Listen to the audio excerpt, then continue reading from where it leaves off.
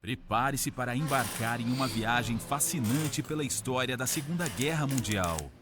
Enquanto os dramáticos 1945. eventos se desenrolavam na Europa, países como Espanha, Suíça e Portugal enfrentavam uma decisão crucial: escolher um lado ou permanecer neutros. Descubra como Portugal. Eles ficaram neutros até o final da guerra. Eu sei que na Suíça o que eles fizeram foi que era um local extremamente difícil, né, de acessar e invadir por causa da cadeia de montanhas que tem lá e tudo mais. E eles fizeram muitos bunkers, cara.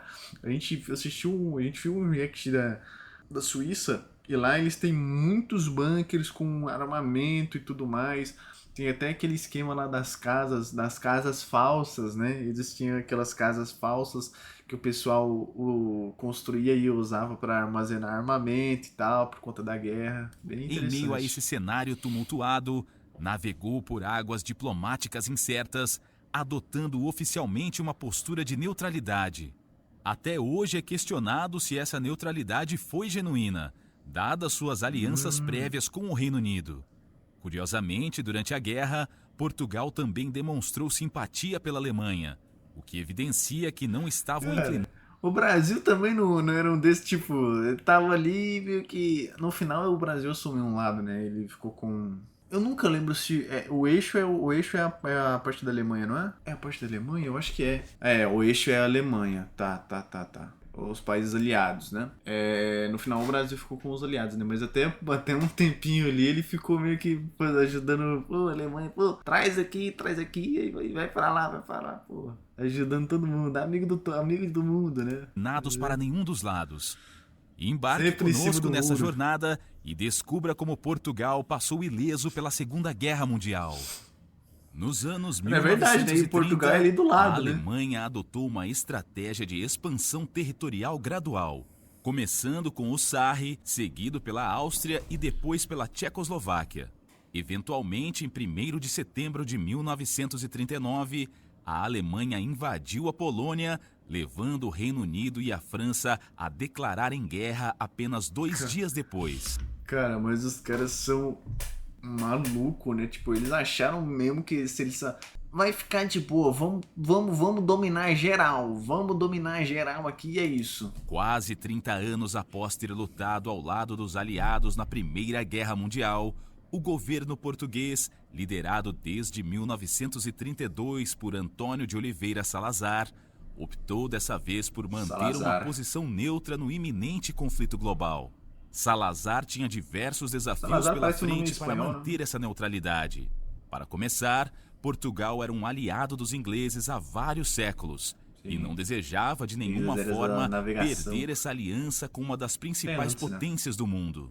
Além disso, a única fronteira do país é com sua vizinha Espanha, que na época tinha um governo simpatizante dos alemães e italianos, o que gerava um clima extremamente tenso na Península Ibérica. Caraca, né? Perigoso. Pô, é verdade, né? O Portugal tem só um país vizinho, né? Acho que o único que supera é o que? A Oceania, a Austrália ali, que só tem ela isolada lá. Salazar já havia apoiado a causa nacionalista na Espanha por medo de uma expansão do comunismo até Portugal. Porém, estava desconfortável com a perspectiva de um governo espanhol com fortes laços com as potências do eixo. Para complicar ainda mais, Salazar tinha uma relação dúbia com os líderes do eixo. Como líder do Estado Novo, reprovava tanto o fascismo italiano quanto o nazismo alemão, baseando-se em princípios morais e religiosos. Ele via Mussolini como um oportunista e via Hitler ainda com mais ressalvas, por ser um líder cujo paganismo e ambições imperialistas representavam uma ameaça para a ordem e a segurança. Ele percebia uma vitória alemã como prejudicial para Portugal e outras nações agrícolas periféricas. Porém, via o Reich alemão Olha a cara desse corno, mano. Porra, esse cabelo. como uma Pelo amor de Deus, esperança contra o ridículo, avanço bicho. comunista da União Soviética. A política de neutralidade de Salazar também considerava a posição geográfica de Portugal e a necessidade de proteger seus territórios ultramarinos, que seriam vulneráveis em caso de conflito. Assim, a neutralidade de Portugal na Segunda Guerra Mundial foi uma escolha estratégica para preservar a soberania do país e evitar conflitos que pudessem comprometer sua segurança e interesses coloniais. Além Tipo, se Portugal aqui tivesse assumido uma postura, pô, Até então não tinham atacado ele, certo? Até então não tinha dado merda nenhuma pra eles ali. Então ali, ninguém mexeu com a gente, vamos ficar de boa. Por quê? Porque se ele se juntasse com as forças aliadas, tava aqui o país do eixo aqui, ó, engolindo Portugal praticamente aqui, né? Seria um pouco arriscado pra eles. E do outro lado, cara, pô, tu vai ficar meio manchado aí se tu fosse junto se aliar com os países do eixo, né, cara? Infelizmente, pô. Porque tu vai se envolver com Mussolini e Adolf Hitler, tá ligado? E eles perderam depois, né? Então Portugal, se ele tivesse juntado ao eixo, ele provavelmente teria se lascado também. Então, se você consegue se manter neutro em um cenário desse aqui, cara, tá ótimo. E ninguém mexer contigo, né? disso, qualquer alinhamento com o eixo também levaria Portugal a entrar em conflito com a Inglaterra. Historicamente, Portugal tem a aliança mais antiga do mundo com uma das potências do lado dos aliados. Desde o ano de 1386, Portugal e Inglaterra possuem um pacto de amizade e um tratado de paz, quando os reis João I de Portugal e Ricardo II da Inglaterra assinaram o Tratado de Windsor. E ao início da Segunda Guerra Mundial, Salazar fez questão de acordar junto aos ingleses que mesmo que o Tratado de Windsor impedisse Portugal de aderir ao eixo, não exigia que eles deveriam também entrar na guerra ao lado dos aliados. Tá justo, né? Que eu li o contrato aqui e falou, ó, não devo me juntar hoje, mas também não preciso ajudar vocês, hein? Tá aqui, ó, na letra miúda. Os caras são espertos, pô. Salazar precisaria agora conseguir manter uma relação pacífica com a Espanha para garantir que ela não se juntasse a Hitler e Mussolini e atacasse o país. Até esse ponto, tá. Este esforço começou antes da guerra. Até esse ponto a Espanha não era simpatizante do eixo, né? Mas ela tava meio que quase lá, né? Quando em 20 de setembro de 1938, o embaixador de Portugal em Espanha, Pedro Teotônio Pereira, sugeriu a Salazar a celebração de um pacto de não agressão com a Espanha, preocupado com as simpatias espanholas pela Alemanha e Itália. Após negociações, o Tratado Luso-Espanhol de Amizade e Não Agressão foi assinado em 17 de março de 1939. Com a rendição da França em 1940 e a ameaça alemã nos Pirineus, Salazar buscou fortalecer ainda mais este tratado, resultando na assinatura do protocolo adicional em 29 de julho de 1940, com o objetivo de reforçar a neutralidade de Portugal e Espanha. Geopolítica é um tema muito complexo, né, cara? Garantindo a segurança peninsular durante o conflito. Conforme a guerra ia acontecendo, Salazar tentava a todo instante preservar a sua neutralidade e impedir que Portugal fosse ou atacado ou forçado a entrar para algum dos lados. A neutralidade de Portugal também era influenciada pela sua posse de wolfrâmio e pela distribuição de suas colônias na África, no Índico e no Pacífico. É verdade, né? Até essa época aí tinha muita colônia ainda, se eu não me engano. Quando que foi desfeita a última colônia de Portugal? 1999, que foi Macau, que foi devolvida para a China. Então, Macau foi colonizada por Portugal em 1557, sendo usada como entreposto comercial. Durante séculos foi uma base estratégica portuguesa na Ásia. Em 1987, Portugal e China assinaram uma declaração conjunta sino-portuguesa, estabelecendo que Macau seria devolvida à China em 1999, quando eu nasci, né? Tá, e a devolução ocorreu pacificamente e Macau tornou-se região administrativa especial da China, com um regimento de autonomia sob o princípio de um país, dois sistemas. Interessante. A Alemanha tinha interesse na Península Ibérica, enquanto Inglaterra e Estados Unidos olhavam para os Açores e Madeira. No Pacífico, Timor estava no radar do Japão e da Austrália. Açores é uma ilha em Portugal. Um minério vital para armamentos, interessava a ambos os lados do conflito. Essa situação conferia a Portugal uma importante margem de manobra diplomática, especialmente pela falta de reivindicações territoriais. Quando a guerra começou, muitos países pequenos na Europa optaram pela neutralidade. Alguns acabaram abandonando essa posição porque foram invadidos pela Alemanha, Itália ou União Soviética. É fogo, né, cara? Pô, tô de boa aqui, só que aí os cuzão, eles não tão nem aí, né, mano? Eles vão mesmo. Portugal foi uma exceção, já que as grandes potências envolvidas preferiam que os países da Península Ibérica se mantivessem neutros, mesmo quando queriam usar as ilhas do Atlântico.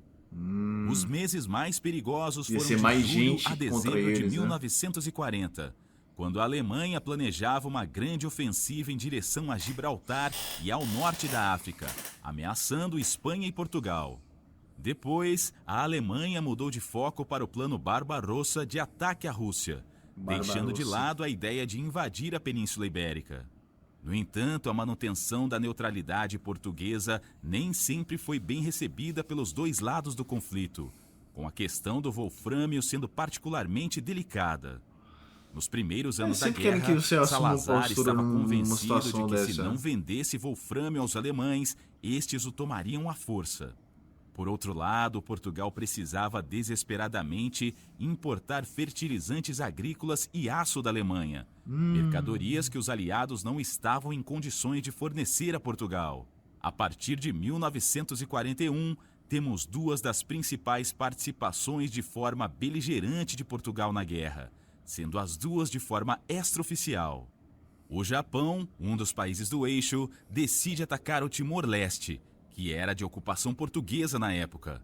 Australianos e holandeses, que também tinham interesse na região, então criaram uma força de defesa para impedir a invasão japonesa. Caraca, mano, pô, Portugal ficou lá e deixou o pessoal, pô, defende aí pra nós aí, rapaz, faz a boa, eu sei que vocês estão querendo aí também, eu conheço vocês, que loucura, né? Apesar de nunca ser declarada a guerra entre Portugal e Japão, alguns militares e civis portugueses combateram ao lado das tropas australianas e holandesas contra os invasores.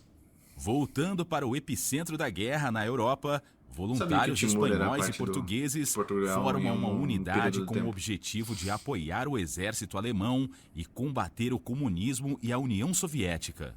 Estes combatentes ficaram conhecidos como a Divisão Azul.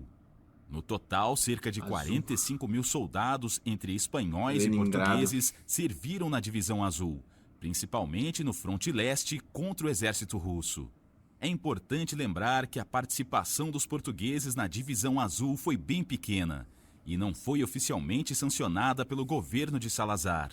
Nesse meio tempo, no final de 1941, ocorreu o ataque a Pearl Harbor e a entrada dos Estados Unidos na guerra. Um país que seria fundamental. É verdade, cara. Agora parando pra pensar, será que se não tivessem atacado Pearl Harbor, será que os Estados Unidos não teriam entrado na guerra? Fica a dúvida, né? Tal na pressão para que Portugal tomasse partido em favor de um dos lados. Enquanto isso, Portugal ainda mantinha-se neutro e continuava seus laços diplomáticos e econômicos com ambos os lados do conflito. Comitaram até o fim. Os Açores. Historicamente vitais para o domínio do Atlântico, os Açores ganharam ainda mais importância com o advento da aviação. Diante da possibilidade de uma invasão alemã, o governo de Salazar planejou uma retirada estratégica para os Açores e aumentou significativamente a defesa das ilhas entre 1940 e 1941. Em 1943, a falando merda? Não falei merda sobre os Açores. A ameaça dos U-boats alemães levou os aliados a decidirem pela invasão dos Açores. Porém, após uma intervenção diplomática britânica em Portugal, foi abortada a operação e Salazar concedeu o estabelecimento de bases britânicas nos Açores. Os Estados Unidos... Tá aí, ó, toma. Aí, lá vai toma a diplomacia. Eles não escolheram um lado, participaram de um lado ativamente, mas eles meio que, por conta do tratado que eles tinham com a Inglaterra, né, eles não iriam, acredito eu, né, que eles iriam dar uma força ali pro lado que a Inglaterra, não necessariamente pro lado da Inglaterra, né, que seriam as forças aliadas, mas pra Inglaterra em si, né. Ficaram insatisfeitos com o acordo luso-britânico de 1943, pois não permitiu o acesso às bases nos Açores para operações no Atlântico.